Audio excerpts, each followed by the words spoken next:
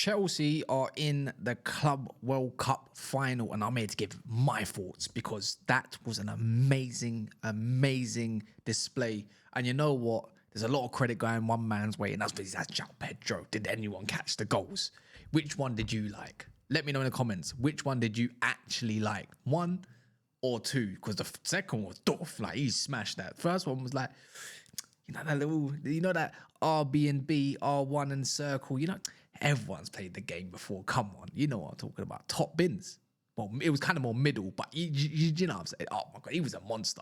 Anyway, smash the likes. If the more likes, the better the video, the more it goes out, the more subscribers.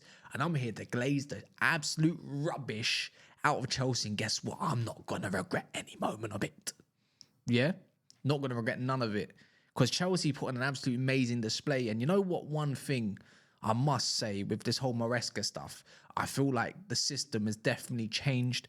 It's way more fluid. And it's even better when you do see Joao Pedro at the helm doing his thing. Because this man is just going from strength to strength. Literally. And I know it's only 2 games, but do you get it? It's going from one game of a cameo from strength to an absolute baller of a game in those minutes. So strength, do you get it? Anyway, it's not the point. Look, Joao Pedro is moving a little bit scary for my liking, but if it means Chelsea can go up there and maybe challenge, and I know there needs to be a lot more that needs to happen for that to be a thing, to get over the line, then if Joao Pedro is one of those keys, then oh my God.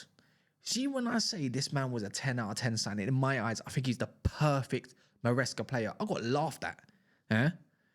Yeah, I know there's a lot of talk about goalkeepers and Sanchez. Did you see this? But who gives a crap? Right now, if we're just focusing on that man for now, at this moment of time, when he drops deep, he allows Enzo Fernandez to run beyond him. When he lets Neto have a little bit of a link up because he's going to get the return 1-2. Where he's playing down the wings because Cucurella decides he wants to be a striker. I don't know. But all I know is that it's working at the moment. And no, I don't think anyone's going to be able to suss him out in the Premier League too quick, too soon, right? And I just got told he's a penalty merchant, right? Shock. Anyways, for me, look, I said some rubbish things about Chelsea when I'm arguing with Jimmy, but I'm just trying to be like Jimmy, even though I'm just waffling, basically. He could literally be an absolute key piece to why you are up there next season. And what evidence I've got to support that is last season when you was up there in second place and then Jackson got injured and it kind of just all collapsed because you had no central figure. And I know I've seen Ben Jacobs talk about that Jackson and also the Laptop looked at as your key strikers for going into that next season. I call bullshit because at the moment the Lap's looking like he might need a whole bench if Joao Pedro keeps playing like this. Obviously, you can't play well every game. There's going to be games where the Lap looks really good, probably, right? Or maybe you play them both together. Cole Palmer on the right. But this is just the start of the recipe. And this is up to Clearlake now if they're going to back Maresca and actually give him some key, pieces. The other keys, which is a goalkeeper for me and maybe a centre-back, even though I'm going to give some credit to going to do what they need to do. Joao Pedro's a glider. This is what happens when you put a really good player with good players. Enzo Fernandez is having a time of his life out there, having some good link up. Not having to play with Jackson all the time.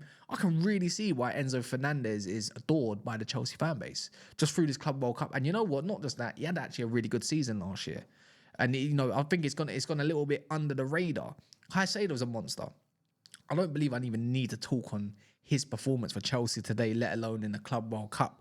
But the way he's got things ticking, sometimes the football that's being on display from the back, where it's little 1-2s, with Cucurella, tossing today, Chalobah, they're not getting spoken about enough. I'm glad the referee decided not to be a chump and destroy the game by giving that handball, which was not a handball. It was down by his side. Chalobah's actually had a really good Club World Cup so far, and so is Tosin when he's been called upon.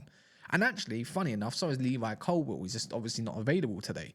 But Gusto, you could say he's like the only piece in that team at the moment that starting line. It's like, well, we need Reece James. You just need quality in that side. You can't ignore that. And you know what? He had a good game as well today. I wouldn't say that the defense had an amazing responsibility in keeping out stuff. There was one instance where Sanchez nearly got dinked. In the Premier League, 9 times out of 10, that's probably a goal. Cucurella off the line. Another one, Mr. Consistency. It's like he's your Azpilicueta. When Azpilicueta first joined Chelsea, he hit the ground running. Mr. 7 out of 10, you'd call him. Never, maybe a 6 here, never. He would never really drop a stinker 3, 4, 5s. I don't remember Aspi like that. And Kukurea, who struggled when he did come through the door at first under his old manager as well. Pochettino wasn't exactly in massive favour of him until he started inverting. This guy's like pretty much the best left back in the world at the moment, unless you can tell me another one, right? Winning the Euros, he's having a time of his life.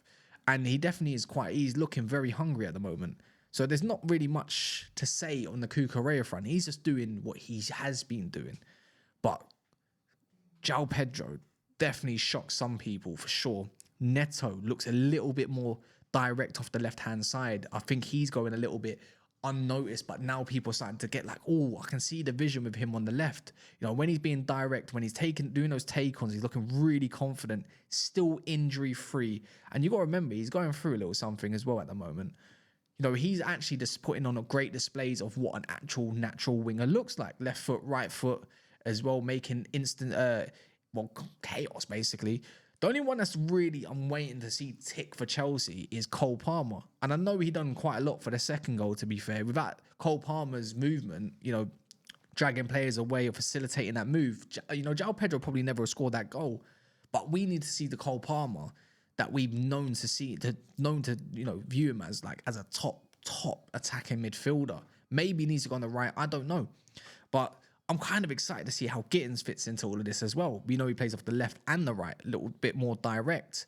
But that midfield at the moment, because the way Joao Pedro, I think he balances up the midfield quite a bit now, right? Just with his athleticism, his qualities. I think it makes Enzo Fernandez shine a little bit more. He could have got a goal today, to be fair.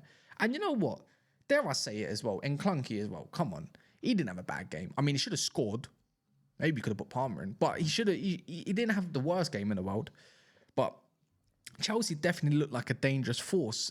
Going into this final, it's a final, I can't really knock saying like, if who did come up against Real Madrid or PSG who's going to win. I mean, I still think PSG may have their number. But Real Madrid, they can definitely beat them. Chelsea in a one-off game can 100% beat maybe either of these teams. We've seen PSG suffer before against Villa. Villa should have beat them, but they never did. Arsenal could have beat them as well in some instances if they could finish, but never did. I'm going to put, now they're missing Lucas Hernandez and Pacho as well. They're looking defensively a little bit frail, so can't really knock Chelsea. You can't really not put them into this equation. Nuno Mendes as well. He's just... Let's see what winger can actually try to destroy him, because he's locked up a lot of players. That's if they get to the final. But yeah, Chelsea are going, you know what? I know sometimes I give a little bit stick, but to Maresca, mainly like championship manager, blah, blah, let's see what he can do. But he's proven why he's actually a really good coach. Like really, like tactically, I feel like he's got things spot on. And this is what happens. And I know it's a little bit early still. We still need to see it in the Premier League. And he has, he did get them Champions League at the end. But this is what happens when you back a manager with a vision that can really coach. You give them the players that's required, and then you're going to see the fruits of that labour. So I feel like there's more to come. I don't know what. And I still feel Chelsea might be missing maybe that one key attacker somewhere, the game changer. Because, the fluid football that we're seeing on display, maybe that's not always going to work. You could say it's a little bit similar to Luis Enrique's style. How fluid and effortless he looks in possession, hard to track them 1-2s. When Joao Pedro does drop deep, you're going to see Enzo Fernandez bomb on. You see it in the first 5-10 minutes as well. They done a little switch where you gave it to Caicedo and you see Joao Pedro do the long run. It's hard to track, especially even if you're playing this mid-block, because Chelsea's got a lot of willing runners. Rather than taking 3-4 touches and it's been boring and lackluster like we saw sometimes last season, it looks a little bit more fast tempo, and you can really see what Maresca is trying to do in this Chelsea side. Now, of course, Joao Pedro is going to get all the flowers that's needed, but let's give some more flowers to some other players. Who's really surprised me at the moment? I'm going to say he had a really good game. I said it on Never a Foul in a live show as well as Tosin. His abilities in the air, comfortable. He did get over Thiago Silva a couple times, who's really good as well. And I know he's a lot older, but, if that was Levi Colwill, he's been getting the props. I feel like Tosin has filled in that role quite well, and I feel like he needs his flowers. Same thing with Enzo Fernandez. I don't need to talk about Caicedo. Caicedo's wicked anyways. And there's a lot of discourse around Jackson. I think Jackson's got a lot lot of work to do if he feels like he's got some sort of part in his Chelsea side. And I think he's lacking a lot of confidence, but I can see the frustrations. I don't know what future it holds for him, but there's a difference in quality. When you're bought for 30 million and someone's worth 55 million, like granted, different leagues, that's what you're paying for. Like Joao Pedro comes in and it just looks good on the eye. You know, even when just everything about him just makes everything tick. We'll see what happens in the season. Anyways, let me know your performances out of 10 for Chelsea. Do you think you're going to win the Club World Cup? Who knows? Let's wait and see. But anyways, in a bit, like the video. And also, don't forget to subscribe. It's super important. In a bit.